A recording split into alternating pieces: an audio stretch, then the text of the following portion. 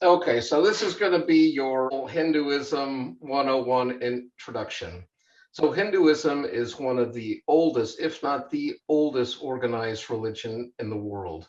They have sacred texts that go back to roughly 2300 BCE. If you want to compare that to like the biblical text or scriptures, probably the oldest books in the Bible would be the book of Job, followed by the books of Moses, and we'd be looking at maybe 1800 BC for those books. So this is a very ancient tradition coming out of the subcontinent of India. And the first thing I want to mention is Hinduism is a made up scholastic term from 19th century European scholars. There weren't people in India calling themselves Hindus. What you had were the Vedic religious traditions, but you had a huge variety under this in the subcontinent of India. So it became helpful to just have a term. Hinduism became the broad category for those Vedic religious traditions.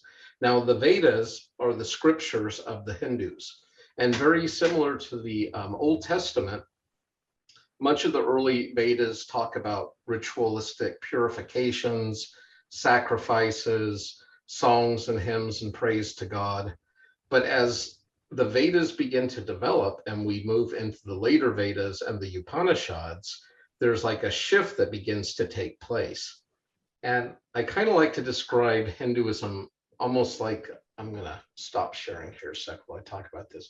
Um, if you think of Hinduism kind of like a great jewel, and it has all these different facets. So one facet you could simply put the name God, but then another facet you might put Jesus or the Buddha or Allah or Wakantanka, and each of these different facets of the jewel may have a different name because, like Rhombus University, as people are looking at different angles, they are seeing God from a different perspective or point of view.